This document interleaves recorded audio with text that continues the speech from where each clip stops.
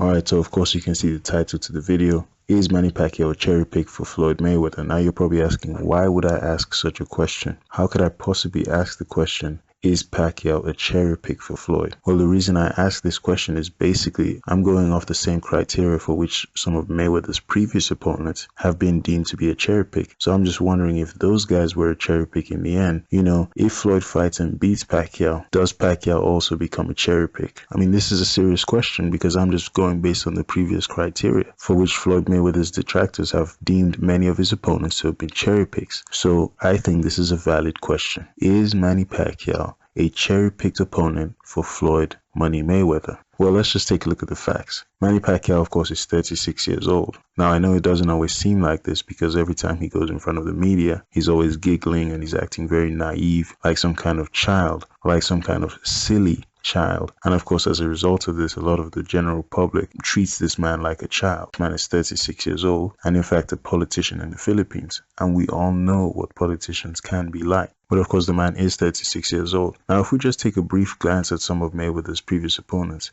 who in the end were obviously deemed cherry-picked opponents, we can see, for example, the likes of Sugar Shane Mosley. You know, a lot of people today say Mosley was cherry-picked. And of course, the Floyd Mayweather detractors love to say that Mayweather was ducking Shane and didn't want to fight Shane Mosley. They don't allow the fact that Floyd Mayweather was the one who called out Shane Mosley in the past to get in the way of their thinking. You know, never mind the fact that Floyd is the one who actually called out Shane Mosley and said, let's make the fight happen. And in fact, it was Shane Mosley who came up with all sorts of excuses, including the fact that he had a toothache and he had a dentist appointment and apparently he had to take a holiday and he was stressed and all the rest of these excuses. But of course, this doesn't stop the Mayweather detractors from saying that Mayweather was the one who was ducking Shane Mosley. Those who have been paying attention, we can simply go up to Shane Mosley's dentist and ask him who was ducking who, because of course we all know about that very famous dentist appointment. Now, Floyd Mayweather of course eventually fights Shane Mosley and beats him in what turned out to be quite a one-sided affair, apart from of course the second round where Mosley did do some damage to Floyd. But of course, once the fight was finished, it turns out that Shane Mosley was over the hill. It turns out he was too old. It turns out he was never going to win the fight anyway. And of course, he was a cherry-picked opponent. Leading up to the fight with Shane Mosley, this was supposed to be Mayweather's most difficult fight. This was supposed to be his hardest opponent. This was supposed to be a very dangerous fight for Floyd. And of course it was, especially when you look at the second round. But what I'm saying is, of course, as soon as Floyd beats this guy very easily after the second round, it turns out he was just a cherry-picked opponent. Mosley was cherry-picked anyway, and he was too old. No different from when Floyd actually beat Oscar De La Hoya in 2007. Of course, that fight was a cherry pick because in the end, Oscar De La Hoya was deemed to be too old. He was deemed to be over the hill. And this, of course, was in 2007. De La Hoya is said to be over the hill. Pacquiao beats him in 2008. And of course, this is the greatest thing since sliced bread. This is a De La Hoya who needed IV fluid. This is a De La Hoya who was a walking dead. You know, this man, the only thing missing was the name Oscar De La Hoya from the obituaries. I mean, the man was a dead man going into the fight with Pacquiao. And of course, everybody now says this is the most amazing victory of all time. It's a victory over a guy who was deemed to be over the hill in 2007, but miraculously in 2008, he's no longer over the hill. You know, when Pacquiao beats him, but he's over the hill when Floyd beats him in 2007. You know, so we see there's an obvious double standard in play. Now, if you're following along in the video, all these guys, when Floyd eventually beats them, all of a sudden become too old, but they also become cherry-picked opponents. Now let's look at the flip side. Of course, leading up to the fight with Canelo Alvarez, it was said that Mayweather would never fight Canelo. He didn't have the balls to do that. He was scared of Canelo.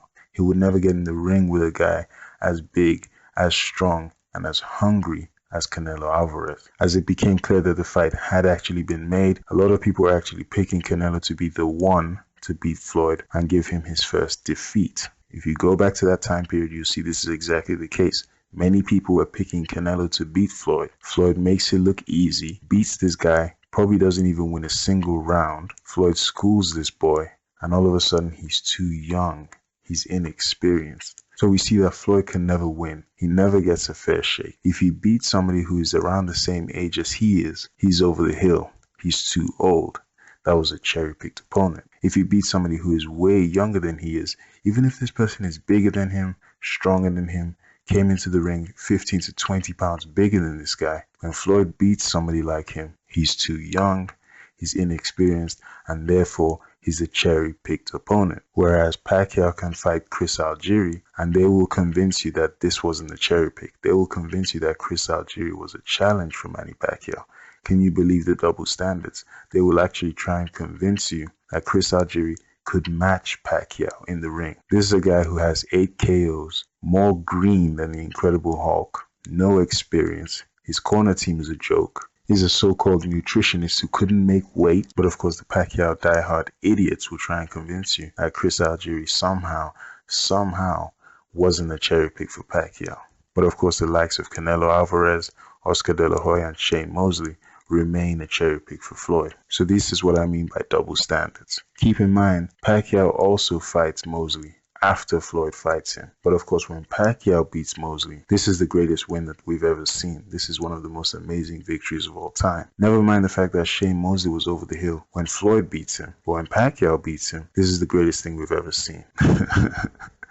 This stuff is just incredible. But back to what I'm saying. Manny Pacquiao is 36 years old. If Floyd was to fight this guy and beats Pacquiao, does Pacquiao become just another one of Floyd Mayweather's cherry-picked opponents? Because I already see the comments saying that he's too old. I see the comments saying that Pacquiao's over the hill. You know, I really do need somebody to explain this to me. Wasn't it just a few months ago that Pacquiao had beat Timothy Bradley, in the rematch? Now, a lot of people after that fight miraculously made Timothy Bradley pound for pound number 3, if I'm not mistaken. So how can Pacquiao come off an impressive victory against Timothy Bradley, which people were ranking as one of the best fighters in the welterweight division, all of a sudden when Pacquiao beats him in the rematch? But yet, now that the fight between himself and Floyd is looming closer to happening, they now want to say that Pacquiao is over the hill. But just a few months ago when he beat Timothy Bradley, this was the best Pacquiao you'd ever seen. He's just beat one of the pound-for-pound fighters in the division. But now, when the fight with Floyd is coming up, he's over the hill. He's too old. Can somebody explain this buffoonery and this stupidity to me, please? Frank Lucas or Blake Griffin. Same time, it's the same quit. Trips to Puerto Rico, that Rico law. Cats in the hallway, it's Seton Hall. Paranoid, hit the street.